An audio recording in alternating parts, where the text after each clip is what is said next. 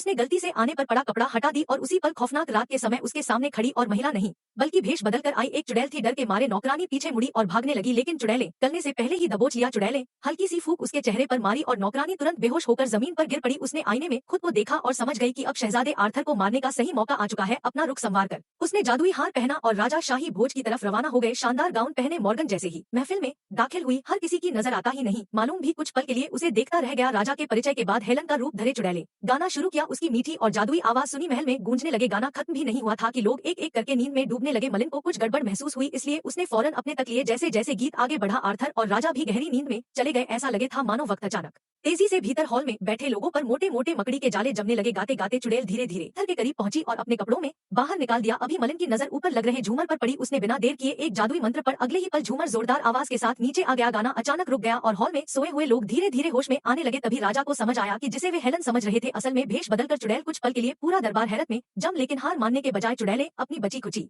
ताकत जुटाई और आखिरी बार आर्थर पर खंजर खेती। मलिक ने बस एक नजर डाले और अपने जादू से खंजर को कुछ सेकंड के लिए रोक दिया। उसी मौके का फायदा उठाकर उसने आर्थर को रास्ते से हटा दिया। निशाने से चूक गया और शहजादा बाल बाल बच गया। दूसरी तरफ चुड़ैल की ताकत भी खत्म हो गई और उसका अंत हो गया। मलिन को जरा भी अंदाजा नहीं था कि राजा उसका शुक्रिया इस तरह अदा करे। इनाम के तौर पर आर्थर का निजी सेवक बना दिया। ढरवरियों की तालियां के बीच दोनों ने मजबूरी में इस फैसले को कबूल कर लिया, जबकि वह एक दूसरे को बहुत मुश्किल से बर्दाश्त कर पाते हैं। घर लौटने पर कैश में मुरीलम को एक पुरानी जादुई किताब दी जिसे उसने सालों से संभाल कर रखा।